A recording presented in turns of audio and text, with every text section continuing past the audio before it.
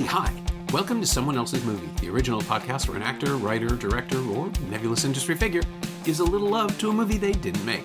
I'm Norm Wilner, I'm a film programmer and cultural critic in Toronto, and this is the other thing I do. My guest this week is Atom Egoyan, a Canadian filmmaker who specializes in tricky psychological dramas like Exotica, The Sweet Hereafter, Ararat, Where the Truth Lies, and Chloe, among others. He also directs operas, and his latest film, Seven Veils, which opens in theaters across Canada this Friday, March 7th, merges the two disciplines, starring Amanda Seyfried as an untested director mounting her late mentor's production of Salome in Toronto's Four Seasons Theatre, and that version is Egoyan's version, which he uses as a set. It's kind of fascinating. Atom picked Jesus Christ Superstar, Norman Jewison's 1973 adaptation of the concept album and stage musical by Andrew Lloyd Webber and Tim Rice, starring Ted Neely as Jesus, Carl Anderson as Judas, and Yvonne Elliman as Mary Magdalene. Adam had brought up his love of the film at our Canada's Top 10 Q&A for Seven Veils last January, and came prepared for this episode with a massive file of correspondence with Jewison, which you'll be hearing him read aloud shortly. It's all a springboard into his own work, directing for stage as well as screen, tied together with what he's done in Seven Veils. And while Kara G recorded an episode on Jesus Christ Superstar almost 10 years ago, Adam's approach is different enough that we figured it was worth doubling up. I hope you like it. This is Someone Else's Movie. I do love it. I love it, and it was inspiring to me, and it kind of shifted my whole sense of what film does and what it could do. And I think it is kind of related to the new film because it's also another biblical story, right? Like brought to life through music. And it's another gory story, you know. One you have a crucifixion, the other one you have a beheading, and they're both prophets. So I guess, you know, like that connects the two. Oh, easily, yeah. Maybe too easily. But I was, as a kid, I was, we still sang hymns at school, which it seems like crazy. And, so I knew this story and it had some kind of relevance, but I will never forget what happened when I heard this rock opera. Like before I saw the film, I remember this box set, these two LPs, and it was like Ian Gilliam from Deep Purple singing Jesus on the original version, and because there was two printings, there was the American version, the British version, so I had the British version, and it just like I couldn't stop listening to it. Like I memorized the rock opera. I know all the lyrics. I could sing, I could recite any moment in the opera because I just was obsessed with it. And then when the film came out a couple of years later, I remember going to the Haida Cinema in Victoria and watching this spectacle. And I, having imagined it in my mind, because, you're just listening to the album over and over again, you're imagining scenes, but then seeing it brought to life in this very specific way where it's a construction. You see, this bus arriving in the middle of the desert. You see the actors coming out. You see the props. You see the crucifix, and you see that it's kind of this Brechtian device where they're, and that was really cool for me. That it was being presented as a construct, and then at the end you saw them kind of go back into the bus, and so it was a way of kind of demystifying it, but also kind of elaborating it and making it even more magical in a way. And it was the music was just so great, the camera work was so great, and I just think that Norman Jewison is like you can't say he's underrated because he's had so much attention. But you look at like right now, at this moment as we're speaking, the most popular, film on the Criterion Channel is Moonstruck, right? Like I just, because I'm a subscriber, and you go, okay, but it's as though he's invisible. Like these films kind of emerge, but it's as though he's not really identified as the auteur, and I guess he's not, because they are definitely coming from they are properties that exist outside of him, but it's just that his passion that I also understood was continuing, because when he came back to Toronto to start up the film school, like I was connected to him, and it was really a very powerful exchange because I told him how much Jesus Christ Superstar meant to me. and it started kind of a correspondence, and that's part of what, because I have this whole thing with Jesus Christ Superstar. Like I have the the this is the little bread, but if you open this, it's kind of my Norman box, right? So there's all this stuff, about Norman in here, and included, and this is actually, the program of the recent production that was here, so, which I've kept. Um, and there are also these incredible notes, cards from Norman Jewison. So this is a card from him from 1999, and it said, "Dear Adam, thanks for the kind words on Superstar." And then, because I'd asked him, like, how did he achieve this, like fusion of movement and color, and he said, "Italian dolly grips on the crane, British grip on the crab, which is the smaller, like dolly, Israeli crew. You should see it in 70 millimeter. Last film shot on Todd AO lenses, best Norman." So this is like, okay, this is crazy that he started this communication. And so I saw him, win various sort of things. And, there was always this kind of back and forth, like these, here, like, "Dear Adam, thank you for sending me your note regarding the Thalberg Award. It was a great thrill to receive the honor on an evening I will never forget, and your expression of warm wishes and your very kind comments have made this old director very happy. And then good luck on your next film, Norman." So, Ah, like these are really special. No, I've got a whole bunch of them. Uh, uh, your presence and support at the, I could go through them. This is about the picnic, at the film festival. But he just taught me a lot about being gracious. "Thanks for your thoughtful note on my DGA award. So unexpected, but it's always nice to get a pat on the head or on the ass once in a while. Stay healthy and strong, Norman." yeah. Here's the crazy thing. So when I became a member of the Directors Guild of America, you need to have two signatures, two people signing you in. So I had Norman Jewison sign my DGA application, and guess who the other director was? Brian De Palma.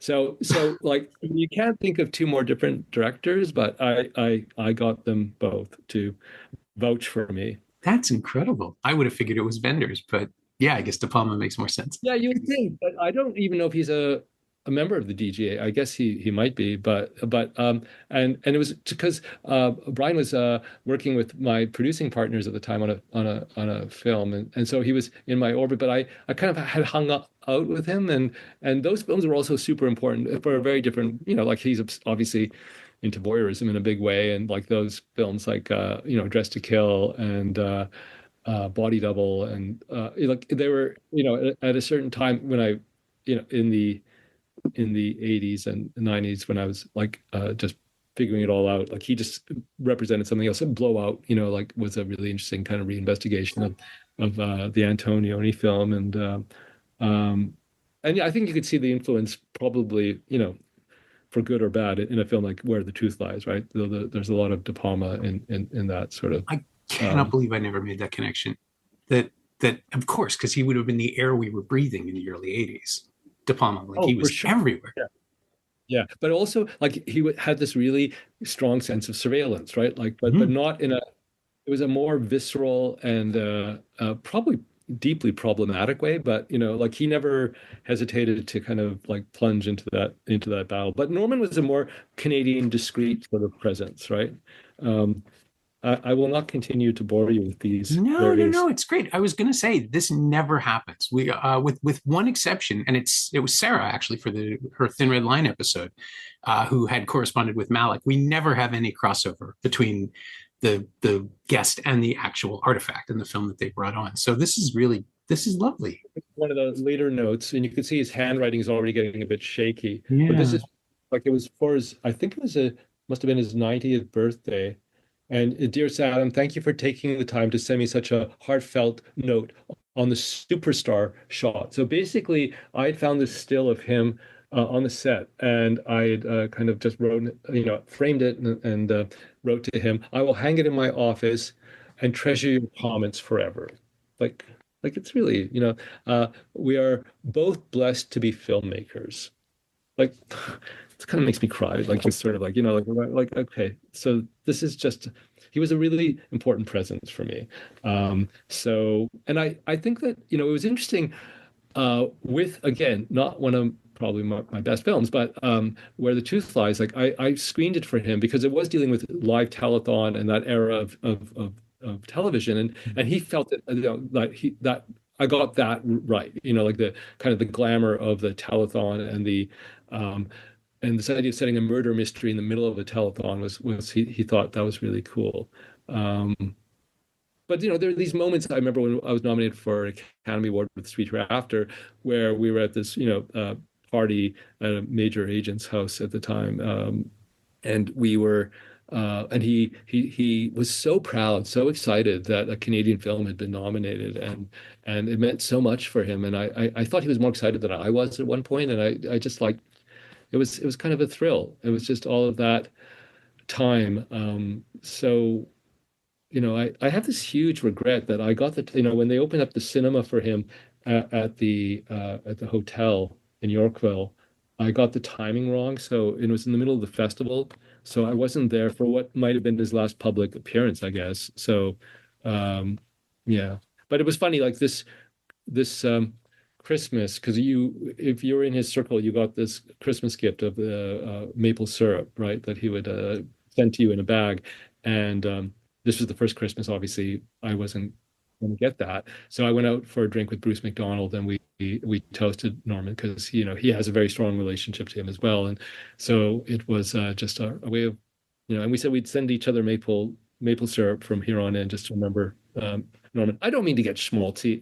It just sort of feels like I felt that there's not many opportunities to kind of show this stuff off. No, it's great. My one regret is that this is an audio podcast. I'll probably find ways to post stills. Oh, Um, okay. but no, but you read them, so it's no, it's great.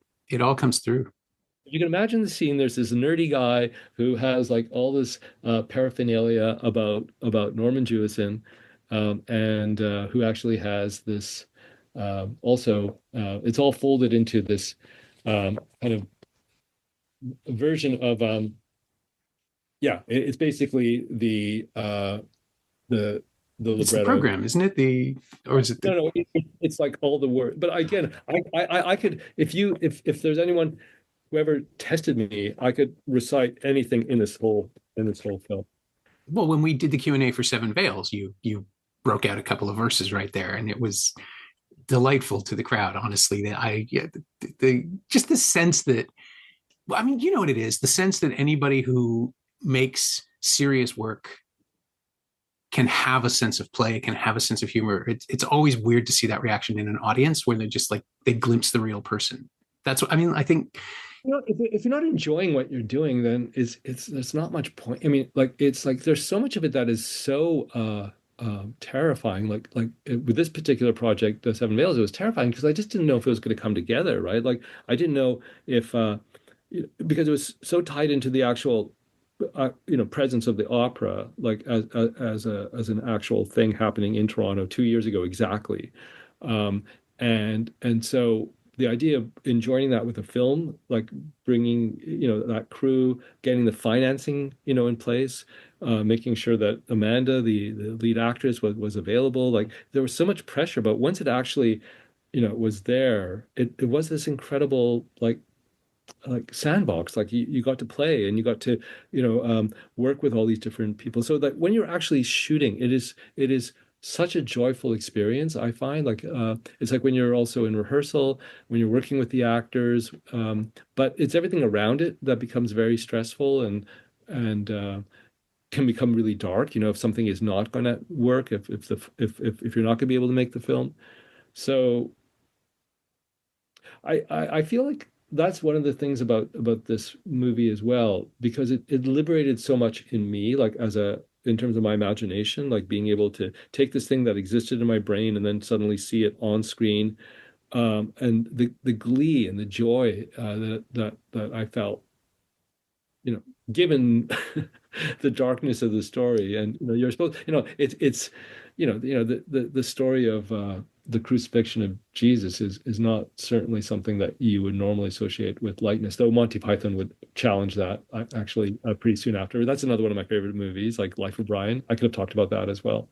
Uh, um, yeah, I mean, I just think that you're right that you need to be able to convey, and maybe the most inspiring thing you could do to for young artists is to show that there should be joy, there should be pleasure, there should be a sense of um, yeah, fun. It's fun. Like it's fun to work with a whole bunch of people that you admire and to make something together. And weirdly enough, Jesus Christ Superstar captures that in a way that I don't think Jewison did very often because he was so, you said it right up front, he was not someone who identified as the auteur. He didn't withdraw, but he got out of the way of a lot of his movies, right? Like Moonstruck, he put John Patrick Shanley and Cher forward. In The Heat of the Night, it was all Poitier and Steiger. He never made a point of claiming the space. And I've always wondered if that's some kind of uniquely Canadian thing or if it's some kind of uniquely coming up in television thing where you're there to serve the property.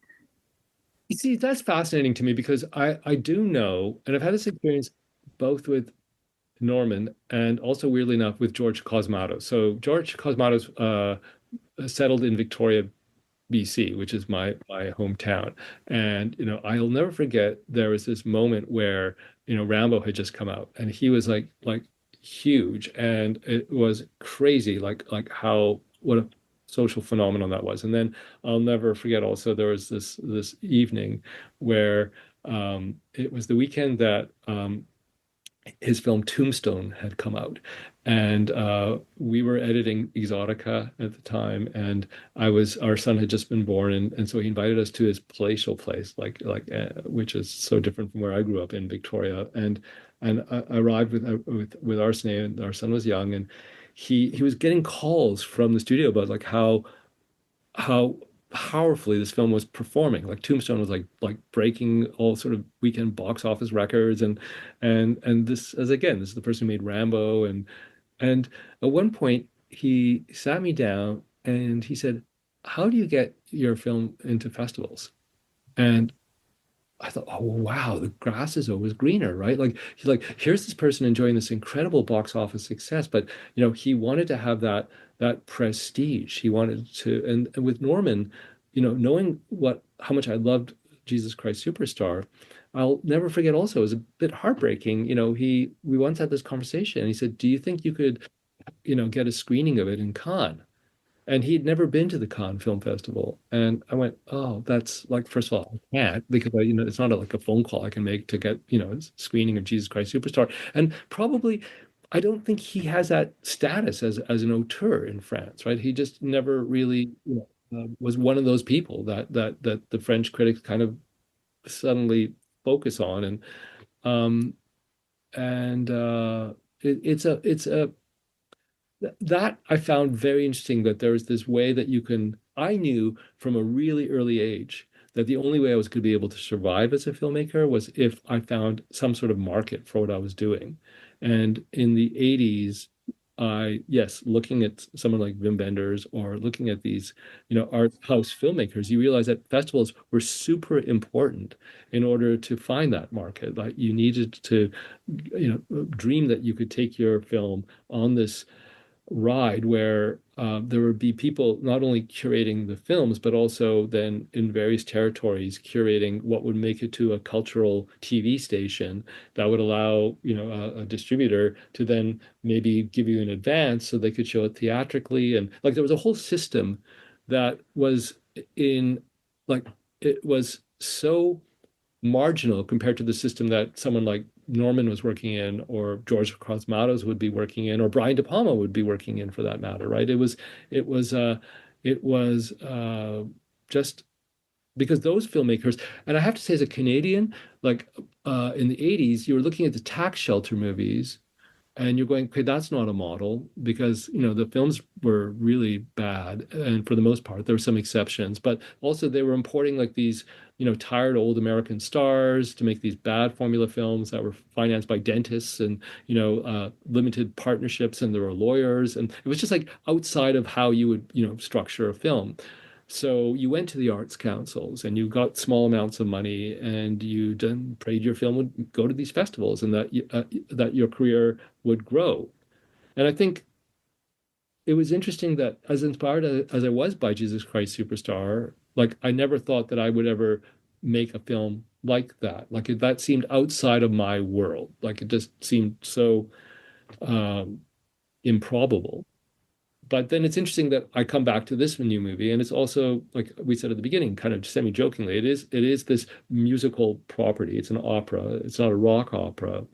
It was successful, like as a stage show. Like it's been remounted a number of times, and it might well be, honestly, Norman, it might be the only time that I've sat with an audience in a full house and felt that what I was doing really connected. Like because the stage show of Salome, it's a thrill. It's 90 minutes. You don't have to know much about opera.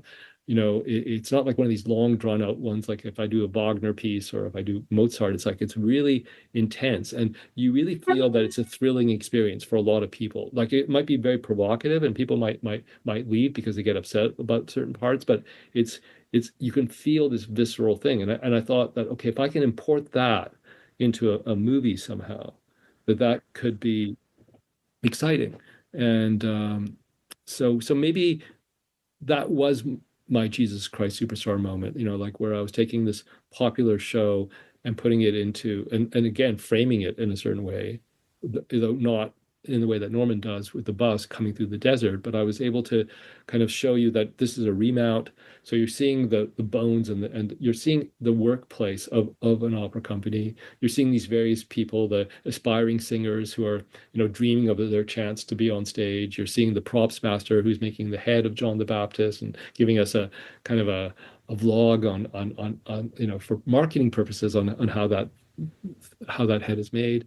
You're seeing this person who's brought back from the margins, who was an intern, had a relationship, a kind of a crazy affair with the director at the time.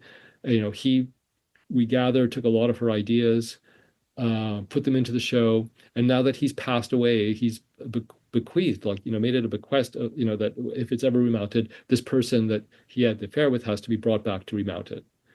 And she hasn't done anything like this before on this scale, and she's a bit overwhelmed. She's just expected to just put on the show that as it was, but she begins to see it as this space that we were talking about, this playground, this sandbox where she can kind of reformat and reconsider uh, and kind of go back to her own background and her own past. And so it was a rare situation. I can't say it was directly inspired by Jesus Christ Superstar, because it wasn't, but in a way it was, because I think that was something that I was, and my dad, who's passed away, I remember when he saw the opera in 1996, it reminded him of Jesus Christ Superstar. Something about the experience of watching it on stage reminded him of when we went to the Memorial Arena in Victoria, BC, to see the touring production of Jesus Christ Superstar, which was not very good, I remember, but it still was this manifestation of this piece on stage. So yeah, all those things.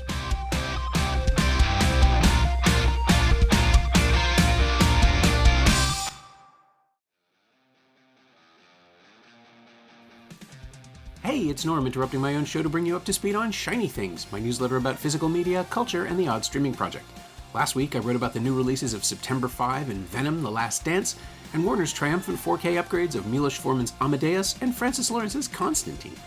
Sign up for a 14-day free trial at shiny-things.ghost.io or find a link in the Semcast Blue Sky account. You like reading about movies? I like writing about them.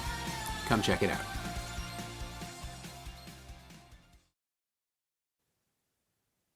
It's funny. I see Seven Veils structurally anyway. It's the inverse of Jesus Christ Superstar, because it's all about the company and not about the show. The show is there, Yeah. but they get out of the bus 3 minutes in. They cease to exist as in Jesus Christ Superstar. The actors cease to exist as actors. We don't know who they are or who they are to each other. With Seven Lives, with Seven Veils, it's all about building to the moments when they lose themselves. Yeah. Within the show and also as themselves. That's a really interesting way of looking at it. It's like, we look at the bus driver who brought the crew to Jesus Christ Superstar in the desert, and we're kind of like hanging out with the bus driver for a while, or we're hanging out with the people who are kind of like building the sets or the props. And yes, I think that because I think in opera you do have this very strange thing with the with what are called the cover singers, the backup singers, like, and because there's this part of the mythology which is correct that a very like if you get the chance to sing a role because your singer is ill, the lead singer, and you're having to go on opening night and to take her place, careers are made that way. I mean, like suddenly someone is introduced to all those critics, and if they pull it off, it's a defining moment. So there's a kind of a mythology around that. So you do have in this show all of these, latent sort of presences that are just, waiting for this chance to kind of make their voice known, including Janine, I guess, played by Amanda, who's also this kind of latent. She's remounting a show. It's like, this question of how do you leave your mark? How do you actually push through that glass ceiling or whatever it is that's preventing you? And so you're right. It is kind of the inverse of Jesus Christ Superstar, though that certainly wasn't a conscious choice. Yeah. But I think the central tenet of this podcast is over 10 years discovering that people always pull in the things they love, consciously or unconsciously, and finding the DNA of something inside your own projects can be really joyful to look back and realize, oh, this is why, or that's where this came from.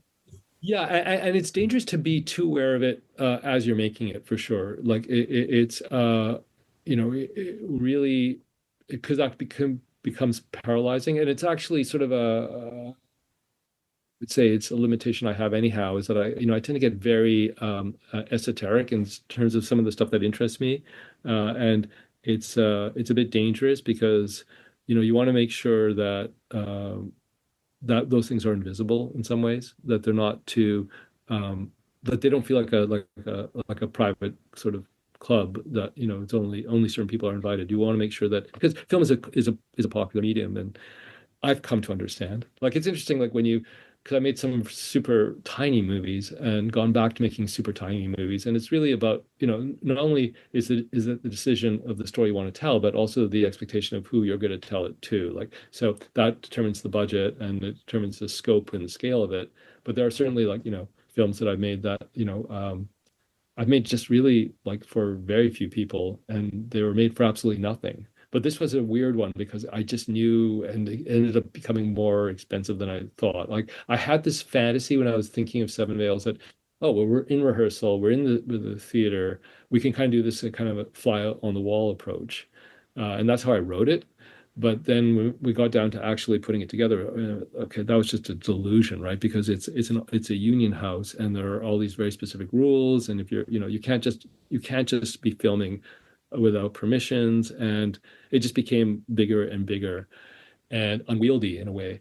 But it started off with this very core, simple idea that it was kind of a parasite to the actual production. It was like it was going to be. And it's still like it was interesting when we had this crisis as we were making it, because it looked like the budget, like we weren't going to get the budget. The investors were saying, well, look, if you just delay, if we delay, we don't have the show. Well, we just kind of remount it in a warehouse somewhere. And I thought, okay, this is really interesting. Like no one understands like how expensive that would be or improbable, because these singers are booked years in advance. And so it can only happen if we're shooting it exactly 2 years ago, like February of 23. If we weren't actually, like shooting it in those particular days, the set was going to be on stage, this wouldn't have been made. So I think that's one of the things that about filmmaking is that you go in this, you're kind of there is a side of it which is delusional. And I think what I admire about someone like Norman Jewison is that he actually was always able to understand that who the audience might be for his films, and he was able to kind of think about it because that's what he was raised with. He was raised, as you said, coming from live television, coming through these very popular sort of mediums, and being able to kind of always sense what the audience meant. And I wasn't coming from that place necessarily, but I've come to understand that it's foundational to how you can get films made. I do find it strange that like both you and Jewison became brand names pretty quickly. And he was fairly young when he won the Oscars for In the Heat of the Night. You were fairly young when Exotica and Sweet Hereafter hit. And then you continued to, like, he continued to play in genres, but always came back to two or three basic concepts, the rom-coms, or the sort of the broken rom-coms, where he'd find ways in, which were so uncharacteristic of him because he was also off doing gigantic, Rollerball was a massive production. It's not remembered fondly now, but it's weirdly, it has more to say about the present day corporations and control than it did 50 years ago. But he was taking these huge swings and then coming back to smaller, more intimate things. And you've sort of gone in the opposite direction. You've stayed intimate with your cinema, but the operas have gotten big. I mean, they've always been performed at scale, right? And here you've harmonized them by making this tiny, intimate drama, which, despite all the activity in it, and I agree, you need the house, you need the space, and you need to show Seyfried running through the audience, through those big empty rows, to make sure someone understands her in that climactic moment. You need that gigantic scale of a tiny person trapped inside a giant opera house, but the opera is dwarfing her. Narratively, it's not. Like, visually it is, but narratively we're staying on her. But when you stage Salome, you can make it as big as it needs to be. So has that been conscious? Like, have your films stayed intimate because you haven't wanted to reach for the operatic before, or is it just a different mode of working? I'll be honest with you. You could also make the argument that when I've tried to do that in film, like they just haven't been as. I mean, it's like it's my special child, and most people really don't like. It's funny though; it's got a cult following. But I would say a film like Captive is my attempt to kind of like to broaden that scale and kind of like go into this whole crazy, mysterious like pedophile ring, and this character who's kind of trapped in it in this weird way, and bringing in these stars and shooting it in this very or structuring it in this very unexpected way. Just because again, there's two films I can tell you where I felt okay. I'm thinking about these in terms of the way most commercial filmmakers would be. That they are, I think, commercial stories, and neither of them, like, there are films that I've directed for other people which have been commercial and inaccessible, like Chloe or Remember, but I didn't generate those projects. They were brought to me, and I executed them, and they found whatever, like a larger audience. But the two films I would say that I thought that I either adapted or wrote as original stories were Where the Truth Lies and Captive, which are have this kind of scale and have this kind of sense of being amplified. But and there are the people who really love those movies, but there are not enough people who love those movies that could justify that idea that they were going to be um, commercial, right? Or that they could justify that sort of a budget. So yes, I've tended to understand that the chamber films are probably where between the speaking parts or the exoticas or the adorations or the guest of honors, that's probably more realistic. But you dream that like you can explode it beyond that. And there are these moments where I've done these operas, like the Ring Cycles or the Cozies or the one I'm going to do in Montreal in the fall, the Yennefer. Like, you just kind of go, okay, like, wouldn't it be like these are popular operas, and so you have access to this material that has this scale, and you are thinking, yeah, there are filmmakers who are working at that scale as well. Like, there are the Nolans and the the I just think like the Denis film, to Denis Villeneuve, like they're but they like, I look at Denis Villeneuve. I mean, he loved Dune, right? That was a really foundational book for him. I wasn't one of those Dune guys. Like, I just never. I was reading Samuel Beckett. I was reading, George Orwell, and I was reading, like very different sort of material, except for Jesus Christ Superstar. So like, why didn't I go to that direction early on as opposed to kind of follow, the influence of these other more idiosyncratic writers, more marginal writers? I can't tell you, except it's whatever it's been, and again, I'm nothing but grateful for the films that I've been able to make. But there's this moment where, there are also projects that you have to kind of wonder if you are, you get excited about them, but for the wrong reasons, and you wonder if you were the right person ultimately. Like Devil's Knot, I would say. I mean, I wasn't the right director for that, but I know why I wanted to make it. I knew what was attractive to me about the story, but it's not a commercial reason. For me, it was this story of this terrible like crime, like unimaginable crime, and that the fact that there wouldn't ever be an answer to it. Like it was going to just exist. And this idea of making a film where I was had permission not to resolve it, where it could be left as an open investigation, and just throw all these balls into the air and kind of like say that, but there is no answer. I thought that was really interesting that was but then you look at, well, the reason why the four documentaries are successful and possibly, and by uh, more successful than the feature films, that they all resolve something. They all say the culprit is this person. They point to various different people, but the projects are structured around the revelation that this is the person you should go after. And I thought it was interesting to be in a situation where after these four documentaries pointing to different people come out, that none of those people were actually indicted, that none of those people actually were found guilty, that, well, now we're living in a space where there is no answer. Clearly, so what does that mean? And that's probably from the onset, like a highly uncommercial approach. And actually, the very lack of a focus becomes the undermining of the whole project.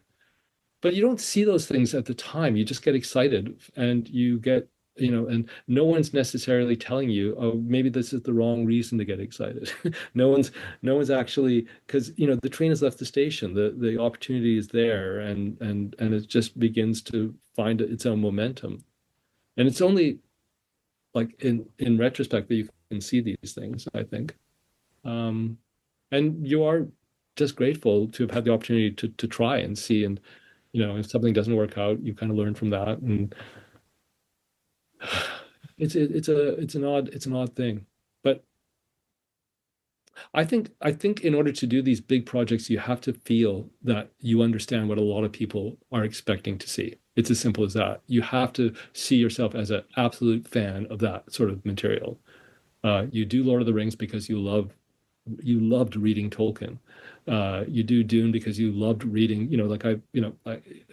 it's foundational. Like your experience of those projects is foundational, to how you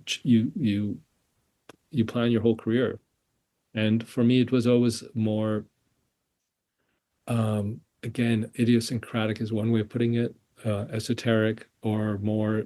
So yeah, interior pieces. So this is what makes this project interesting, Seven Veils. You're absolutely right that it is kind of showing someone in that space, but it's set against this super, like this figure that's come to us like through so many different artists, right? And through, it comes from a Bible story, it comes from all these writers, obsessed with her, it comes through all these painters, it comes through like it, she keeps emerging. So this idea of her now being manifest in this other contemporary character, Janine, played by Amanda, and kind of that she's transported into that very interior space. And you're right that the space that Amanda is playing is not dissimilar from one of the chamber pieces I talked about, but it's made more expansive by the opera at its core. You're absolutely right. I hadn't thought of it that way. She's built this creation and she's trapped inside of it. Yeah.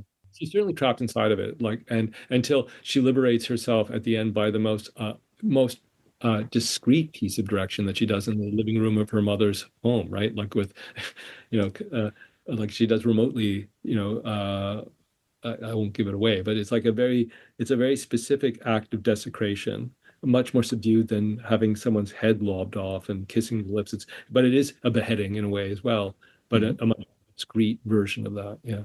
Yeah. We're just about out of time. I'm seeing the warnings. So I do want to wrap with the most basic question. given that IP is king now and that everything is being remade, would you take a run at Jesus Christ Superstar? Like, would you want to try a film version, a new version? I'll tell you what I do have in my back pocket because it kind of came up at one point. I think Carousel is one of the great musicals that was never really served by a wonderful film. And I had this concept, and I actually got in a conversation with Hugh Jackman many, many years ago. I was at Fox, and we had this call. So I had this idea, and again, I don't mind giving it out because it'll probably never get made. But because it's not a great film version, but what was interesting is that when that film was released in the States, it was still there were segregated cinemas. So this idea of doing a remake of Carousel, and it's based on the projection of the film in a small town in the South, where the black population is in the balcony and the whites are downstairs, and the story between Billy and Julie is told between two people watching the film. So you get to keep all the Agnes de Mille kind of dance numbers, but you're kind of showing it as kind of it's sort of an art installation, I guess. But it's because I think it's one of the great musicals. I really do. I love Carousel, but no one watches the film is not really a good embodiment of that particular piece. And so this was kind of a fantasy I had. I wrote it kind of treatment for it, but it only got so far, and they never ended up making, because that was Hugh Jackman's kind of dream project at one point was to do a new version of Carousel, but it never got made. So if anyone listening to this loves Carousel and can negotiate with the estate, because that was also thorny, to kind of do it as a meta version of the film, of the existing films. There's a whole mess of entanglements, but if someone is inspired by this and wants to contact me and remake Carousel, we'd have fun. I will put the word out. My thanks to Atom Egoyan, whose new film Seven Veils opens in theaters across Canada this Friday, March 7th. Thanks also to Sarah Sparks. She knows what she did. You can find Atom on Instagram at adam.egoyan, and you can find Jesus Christ Superstar on Blu-ray and DVD from Universal Studios Home Entertainment. It's also available to rent or buy on various VOD services in the US and Canada. You can find me on Blue Sky at Norm Wilner, and you can find this podcast there at Semcast, S-E-M-Cast, and on the web at someoneelsesmovie.com. The first year of the show is still available for just $20 at payhip.com/Semcast.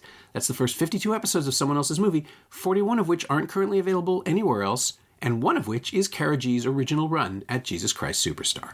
And check out my newsletter, Shiny Things, at shiny-things.ghost.io. I think you'll enjoy it. Our theme song is by The Last Year. If you like it or the show in general, please say so. Leave a review wherever you've been listening. Every little bit helps. It truly does. And check out the other shows on the Frequency Podcast Network while you're doing that. Stay safe, watch movies, wear a mask if you go out, get the new booster as soon as you can. I'll see you next week.